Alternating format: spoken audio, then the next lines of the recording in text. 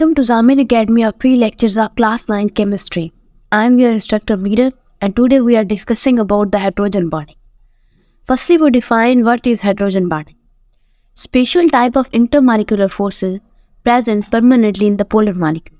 किसी भी polar molecule के अंदर एक special type of intermolecular forces पाई जाती है, उनको हम हाइड्रोजन बॉन्डिंग का नाम देते हैं। और बाद में इनको यूनिक डायपोल इंटरेक्शन भी कहा जाता है, क्योंकि इनके दरमियान हाइड्रोजन बॉन्डिंग जिन मॉलिक्यूल के दरमियान पाई जाती है उनके अंदर डायपोल इंटरेक्शन भी मौजूद होती है। देन हम डिफाइन करते हैं the force of attraction develop between the molecule that has hydrogen atom.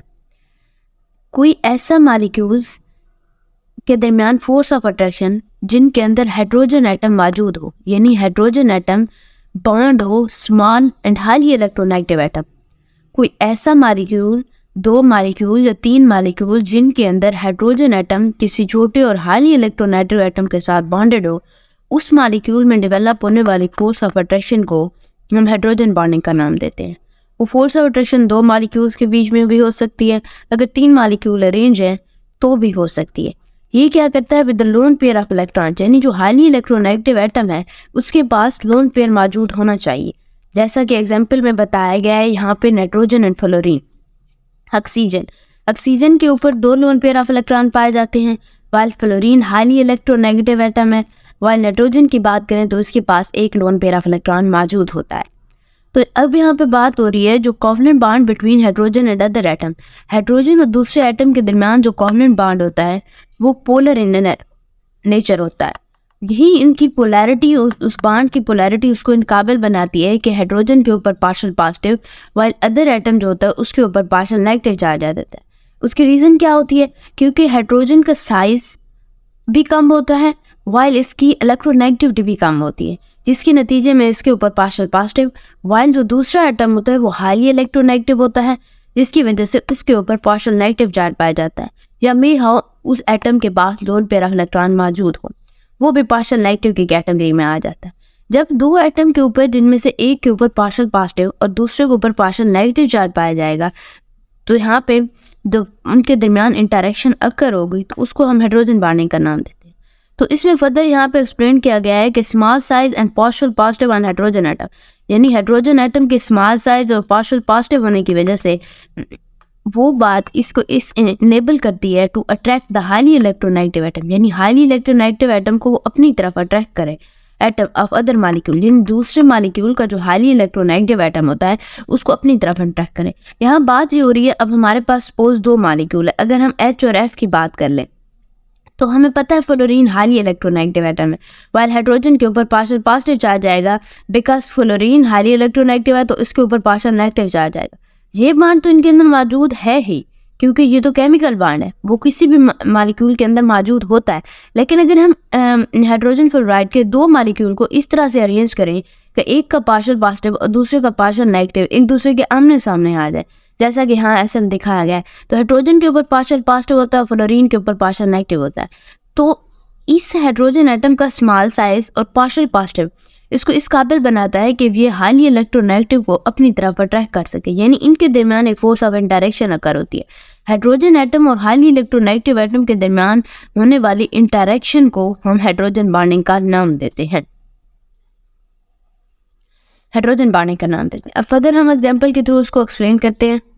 Positive on hydrogen atom of one molecule, यानी एक मॉलिक्यूल के हाइड्रोजन एटम पे मौजूद partial positive charge attract and form a bond with the partial negative atom of other molecule, यानी दूसरे molecule का जो partial negative charge वाला एटम होता है और हाइड्रोजन जो कि एक मॉलिक्यूल के अंदर मौजूद है और उसके ऊपर पार्शियल पॉजिटिव चार्ज है, वो एक दूसरे को अट्रैक्ट करते हैं।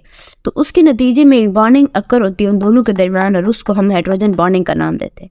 जैसा कि यहाँ पे वाटर की एग्जाम्पल दी गई है, पीछे मैंने आपको हाइड्रोजन फ्लोराइड की एग्जाम्पल दी थी और यहाँ पे वाटर की एग्जाम्पल दी गई है। अब वाटर की बात करें तो वाटर के अंदर तीन एटम मौजूद होते हैं, सेंटर में ऑक्सीजन वाइल साइड्स के ऊपर हाइड्रोजन मौजूद होता है।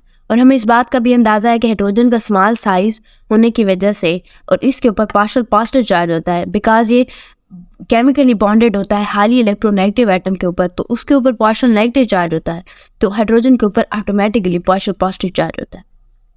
तो इस वाटर के मालिक्यूल को इस तरह से अरेंज किया गया है कि इसका एक हाइड्रोजन एटम इसके साथ अटैच किया गया है, दूसरा नीचे किया गया है और पार्शियल नेगेटिव को ऐसे ही छोड़ दिया गया है। तो जब दूसरा मालिक्यूल इसके सामने आके अरेंज होगा तो हाइड्रोजन का पार्शियल पॉजिटिव वाटर के मालिक्यूल में मौजूद ऑक्सीजन जिसके ऊपर पार्शियल नेगेटिव चार्ज है उसके आमने सामने आ जाएगा, जिसकी वजह से इन पर डिफरेंट पोलैरिटी होने की वजह से इनके दरमियान इंटरेक्शन अकर होगी और हाइड्रोजन या किसी हाईली इलेक्ट्रोनेगेटिव एटम के दरमियान होने वाले इंटरेक्शन को हम हाइड्रोजन बॉन्डिंग का नाम देते हैं। अब यहाँ पे ये जो डॉटेड लाइन से रिप्रेजेंट किया गया है इनको हम हाइड्रोजन बॉन्ड कहते हैं, जैसा कि यहाँ पे आगे भी इस तरह से होगा। अगर हम यहाँ पे बात करें हाइड्रोजन बॉन्डिंग की, हाइड्रोजन बॉन्डिंग जो होता है ये अफेक्ट करता है फिजिकल प्रॉपर्टीज़ को, जैसा कि मेल्टिंग पॉइंट हो गया, बॉइलिंग पॉइंट हो गया, इस तरह से of molecules of boiling point affected greatly, यानी हाइड्रोजन बॉन्डिंग की वजह से मॉलिक्यूल का बॉइलिंग पॉइंट काफ़ी हद तक अफेक्ट होता है। अब यहाँ पे एग्जांपल दी गई है वाटर और अल्कोहल की। अगर हम वाटर की बात करें तो इसका बॉइलिंग पॉइंट 100 डिग्री सेल्सियस होता है, वाइल अल्कोहल की बात करें तो इसका बॉइलिंग पॉइंट 78 डिग्री सेल्सियस होता है। इसकी रीज़न क्या होती है कि रीज़न ये होती है कि वाटर के अंदर जो हाइड्रोजन बॉन्डिंग पाई जाती है वो ज़्यादा स्ट्रांग होती हैं, लिहाजा उन बॉन्डिंग को तोड़ना इतना आसान नहीं होता और उनके लिए हमें ज़्यादा एनर्जी रिक्वायर्ड होती है, मतलब ज़्यादा हमें हीट करना पड़ता है और इस वजह से वाटर का बॉइलिंग पॉइंट ज़्यादा होता है। वाइल अल्कोहल के अंदर हाइड्रोजन बॉन्डिंग जो होती है वो इतनी ज़्यादा स्ट्रांग नहीं होती, स्ट्रांग तो होती है बट वाटर की निस्बत कम ही होती है, जिसकी वजह से वो ईजिली ब्रेक हो जाती है एज़ कम्पेयर टू वाटर। तो उसके लिए लेस हीट हमें रिक्वायर्ड होती है, सो इनका बॉइलिंग पॉइंट जो होता है वाटर की निस्बत कम होता है। अब यहाँ पे दूसरी बात ये की गई है कि जो floating of ice over the water है ये भी हाइड्रोजन की वजह से होती है। उसकी रीज़न क्या होती है, आइस वाटर के ऊपर फ्लोट कर रही होती है और डेंसिटी ऑफ आइस की अगर हम बात करें तो 0 डिग्री सेल्सियस के ऊपर ये 0.917 ग्राम पर सेंटीमीटर क्यूब होगी। अगर यही डेंसिटी इसी 0 डिग्री सेल्सियस के ऊपर अगर हम वाटर की डेंसिटी चेक करें तो 1 ग्राम पर सेंटीमीटर क्यूब होती है। आइस की डेंसिटी क्योंकि कम है वाटर की निस्बत, लिहाजा ये आइस जो होता है ये वाटर के ऊपर फ्लोट करना शुरू कर देती है। किसकी वजह से? हाइड्रोजन बॉन्डिंग की वजह से। और अगर हम बात करें लिक्विड स्टेट के अंदर, लिक्विड स्टेट के अंदर मॉलिक्यूल जो होते हैं वो ऐसे रैंडमली पाए जाते हैं, यानी इतनी ज़्यादा उनकी प्रॉपर अरेंजमेंट नहीं होती। अगर हम वाटर को फ्रीज कर दें यानी आइस के फॉर्म में तो वो सॉलिड फॉर्म में आ जाएगा और सॉलिड फॉर्म में हमें ये बात पता है कि मॉलिक्यूल ज़्यादा प्रॉपरली अरेंजमेंट में होते हैं बनिस्बत लिक्विड फॉर्म में या गैस फॉर्म में। गैस फॉर्म में तो बिल्कुल अरेंजमेंट कोई नहीं होती, लेकिन लिक्विड फॉर्म में कुछ हद तक अरेंज होते हैं, लेकिन एज़ कम्पेयर टू सॉलिड इतने अरेंज नहीं होते। तो यहाँ मॉलिक्यूल टोटली जो होते हैं वो अरेंज हो जाते हैं, जिसकी वजह से उनका एक ओपन स्ट्रक्चर से बन जाता है और open structure in order form यानी आर्डर फॉर्म के अंदर मौजूद होता है और यही ओपन स्ट्रक्चर जो होता है वो इस प्रोसेस को एक्सपेंड कर देता है मॉलिक्यूल्स के, जिसकी वजह से आइस की जो डेंसिटी होती है वो लेस हो जाती है एज़ कम्पेयर टू वाटर और वो पानी के ऊपर फ्लोट करना शुरू कर देती है। That's all. Thank you so much for watching the video.